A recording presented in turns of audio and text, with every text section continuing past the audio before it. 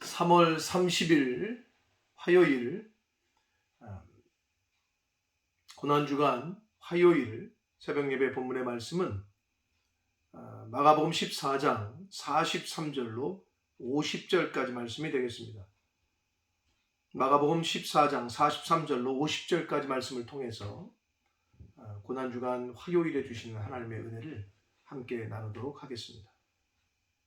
자, 오늘 본문의 말씀은 예수님께서 가룟 유다의 배신으로 이제 잡히시는 그런 내용이 되겠습니다. 너무나도 잘 알고 있는 내용입니다. 이번 한 주간 복음서의 말씀을 통해서 예수님께서 십자가에 이제 달려 돌아가시기까지의 행적, 그 일주일 동안의 행적을 복음서에 나타난 기록을 통해서 따라갈 텐데 신앙생활을 오래 하신 분들은 아마도 잘 알고 있는 본문일 겁니다. 그럼에도 불구하고 그 잘 알고 있는 본문 속에서 이번 한 주간 하루하루 하나님께서 내 마음에, 내 심령에 주시는 그러한 레마의 말씀을 잘 들으실 수 있는 저와 여러분이 되시기를 축복합니다. 43절부터 보도록 하겠습니다. 예수께서 말씀하실 때에 곧 12 중 하나인 유다가 왔는데 그랬습니다. 자, 가룟 유다가 대제사장과 그 종들, 잡으러 온 군인들과 함께 예수님께 다가오는 장면입니다. 대제사장과 서기관들과 장로들에게서 파송된 무리가 검과 몽치를 가지고 그와 함께 했다라고 성경은 기록합니다.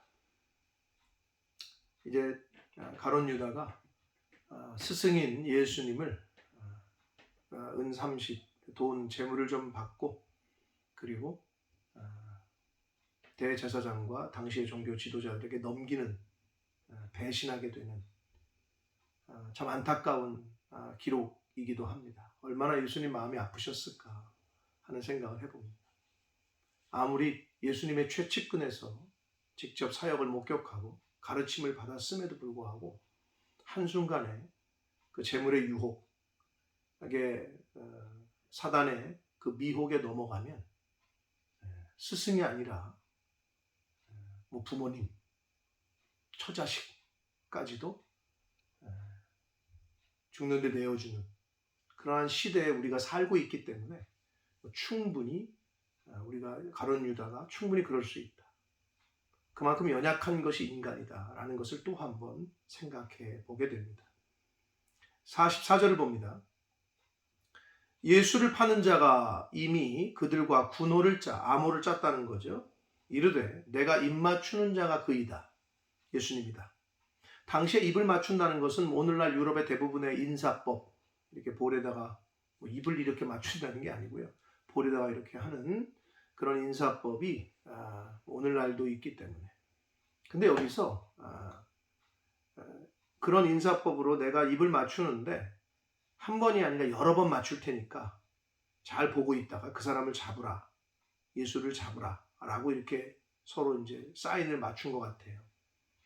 왜냐하면 45절에 있는 입을 맞추니 이게 한 번이 아니라 여러 번 맞췄다는 단어거든요. 그러니까 한 번만 이렇게 하는 게 아니라 계속 했다는 거죠.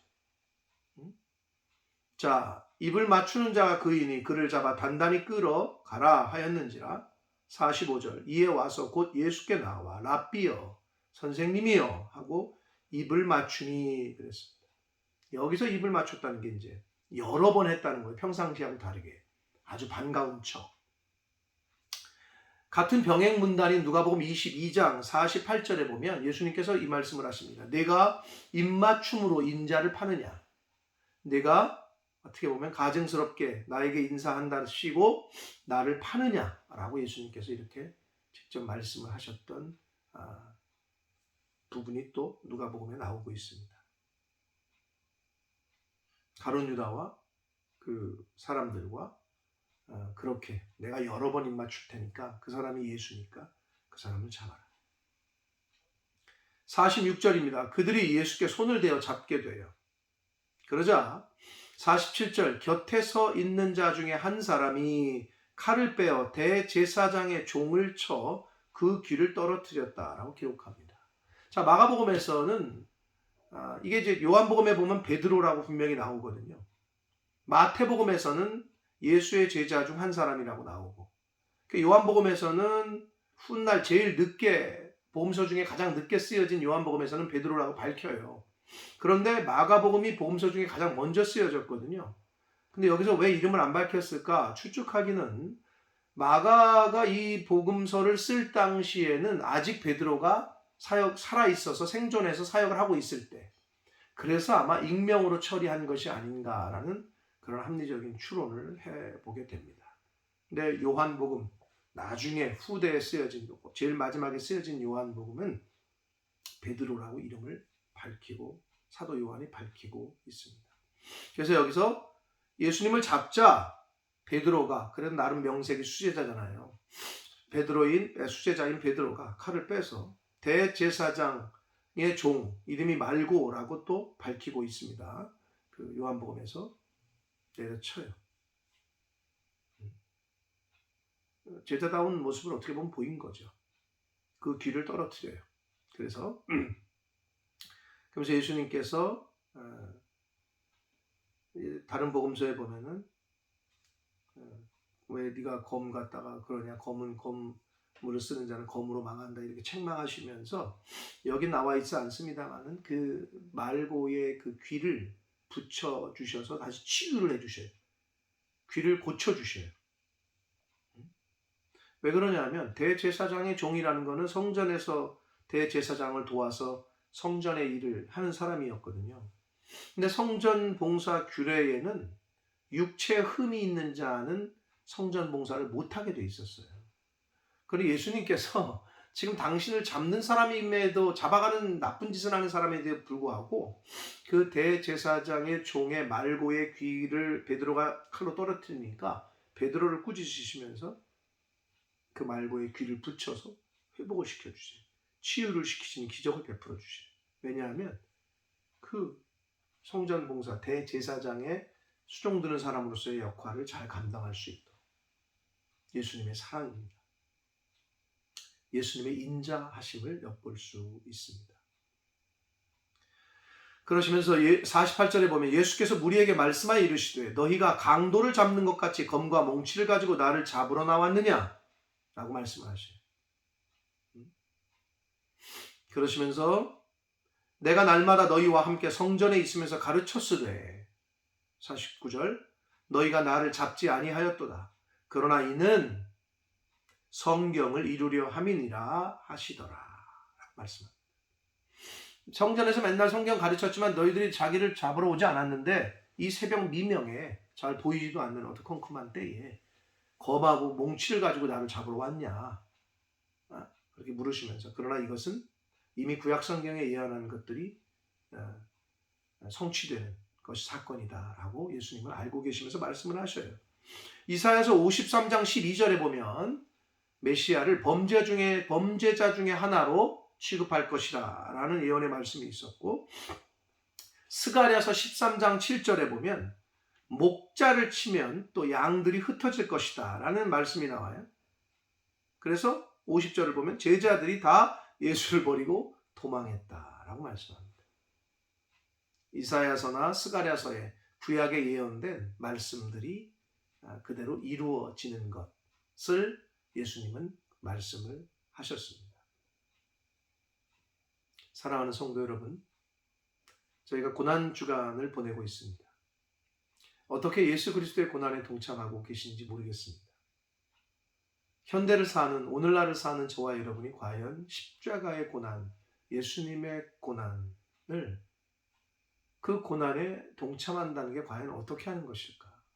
나무 십자가라도 만들어서 똑같이, 또는 채찍을 맞고 머리에 가시면류관 만들어 써보고, 그렇게 할 수는 없잖아요. 그렇죠? 바라기는 여러분 각자에게 성령께서 감동하시는 대로, 감동해 주시는 대로 이 한 주간을 그렇게 겸허하게, 또 나름대로 자기의 것을 죽이고 절제하고 하는 그런 가운데 예수님의 고난에 동참하시고 그러한 가운데 주시는 은혜를 받으시기를. 그러나 가장 중요한 것은 말씀을 가까이 하고 그 예수 그리스도의 그 당시에 고난주간의 행적을 따라가 보고 그 말씀에서 보여주시는 또 우리에게 교훈하시는 그 교훈을 음성을 듣는 것이 가장 좋은 고난주간에 동참하는 것이다 라는 생각을 해봅니다. 자, 오늘 화요일에 주시는 이 본문 속에서 예수님께서 그 화요일에 이제 잡히신 거죠. 여기서 우리가 알 수 있는 것은 성도는 이 의의 일꾼으로 가장해서 접근하는 가룟 유다와 같은 사단의 일꾼들을 분별할 수 있는 능력이 있어야 됩니다.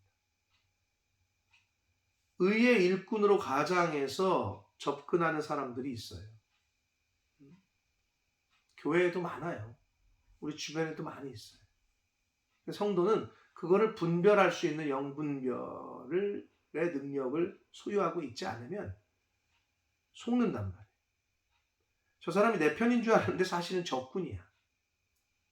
적과의 동침을 하는 거죠. 그걸 분별할 수 있는 것은 바로 하나님의 말씀, 성령. 이 말씀이 기준이 돼야 이 말씀에 비춰봐서 이걸 분별을 시켜야 된다는 거죠.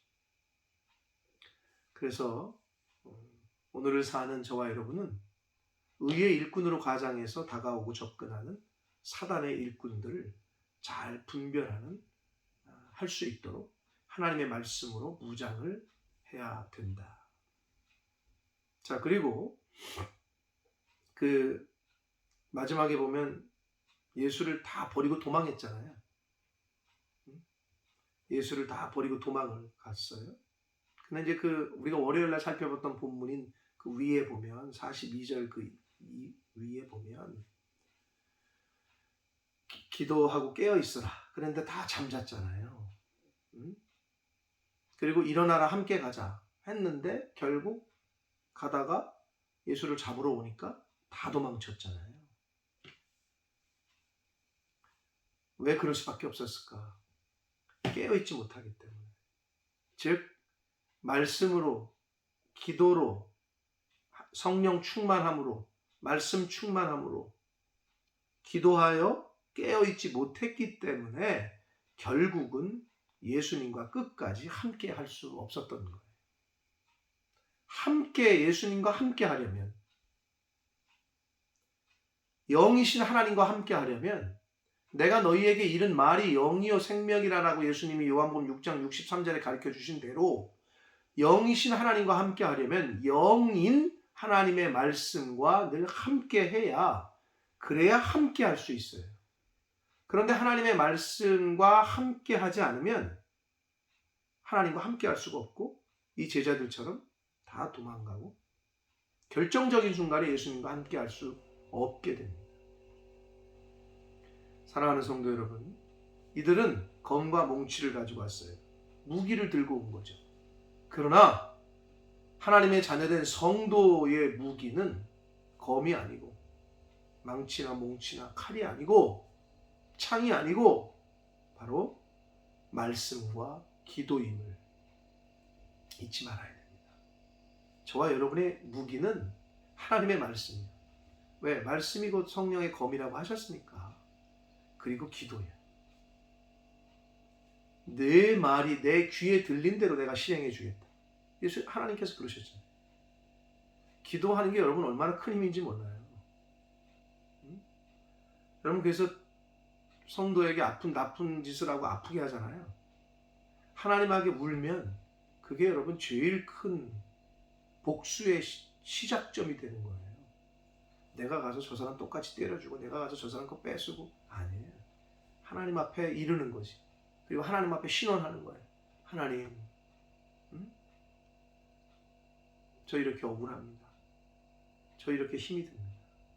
저 사람 때문에 내가 너무 마음이 아픕니다. 큰일 나는 거예요. 그 사람은. 성도의 무기는 말씀과 기도다. 다시 한번 말씀드립니다. 하나님의 말씀, 예수님의 말씀과 함께하지 않았던 가룟 유다는 예수님을 팔아 넘기는 도구로 전락하게 됩니다. 예수님의 일꾼이 아니라 사단의 일꾼 노릇을 하게 됩니다. 오늘날 저와 여러분 어떻습니까? 하나님의 말씀과 기도로 충만하지 않으면 언제든 제2의 가룟 유다의 자세, 제2의 가룟 유다의 길로 우리도 빠질 수도 있다는 거예요. 말씀과 기도로 충만해야, 그래야 하나님과 함께하고 예수님과 함께할 수 있다. 그렇지 않으면 제자들이 보여준 것처럼 다 도망가게 됩니다. 결정적인 순간, 결정적인 순간에 도망가게 됩니다. 여러분, 믿음의 그 능력, 신앙의 능력, 신앙의 어떤 실력, 믿음의 실력은 언제 나와요? 여러분 늘 얘기하지만 학생들의 실력은 언제 드러나요? 시험 볼 때. 그렇죠? 이 사람이 실력이 있는지 없는지. 선수의 실력은 언제 드러나요? 경기할 때. 신앙생활의 실력은 언제예요? 어려움에 처했을 때. 사건 사고에 직면했을 때. 그때 믿음이 있는 사람인지 신앙이 있는 사람인지 그때 분별하는 거예요. 평소엔 잘 몰라요. 물론 평소에도 이 대가들은 느껴지긴 해요. 그러나 신앙의 실력, 믿음의 실력은 사건과 사고를 만나고 어려움에 처했을 때 그때 드러나게 됩니다. 바라기는 평소에 잘 하나님의 말씀과 기도로 훈련하고 성령 충만해서 준비하다가 결정적일 때 믿음과 신앙의 실력을 하나님 앞에 보여드릴 수 있는, 이 제자들처럼 결정적일 때 다 도망가는 게 아니라 결정적일 때 나의 믿음과 신앙을 하나님 앞에 보여드리고 하나님 곁에 머물 수 있는 그러한 저와 여러분 되시기를, 그러한 고난주간을 보내시기를 예수 그리스도 이름으로 축복합니다. 기도하겠습니다. 살아계신 하나님 아버지, 감사와 찬송과 영광을 올려드립니다. 하나님의 은혜로 오늘도 생명 주셨고, 하나님의 은혜로 고난주간 화요일 새날을 저희들에게 주셨습니다. 아버지, 예수 그리스도의 십자가의 고난은 예수님을 믿고 하나님을 믿는 하나님의 자녀들에게는 잊지 말고 매일매일 생명 있는 날 동안에 묵상해야 될 그러한 예수님의 고난이요 십자가의 죽으심일 텐데, 특별히 그럼에도 불구하고 이 고난주간 한 주간을 보내며 더 특별히 예수님의 고난과 십자가의 죽으심 그리고 부활, 이것이 나에게 또 하나님을 믿고 예수님을 믿는 사람들에게 어떤 의미인지 오늘 이번 한 주간 말씀을 통해 주실 때, 교훈하실 때 아버지 그 각자에게 개인에게 주시는 그 교훈의 말씀을 잘 가슴에 새겨 이번 한 주간 예수 그리스도의 고난에 동참하는, 이번 한 주간 하나님께서 주시는 그 교훈의 말씀을 잘 가슴에 새기는 그런 한 주간이 되도록, 하루하루가 되도록 주여 은혜 내려 주옵소서.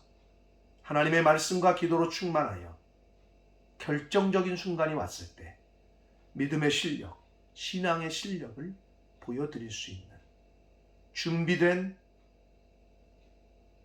하나님의 자녀들, 성도들, 천국 백성된 저희들이 되도록 주여 은혜 내려 주옵소서. 예수 그리스도 이름으로 축복하며 기도 올리옵나이다.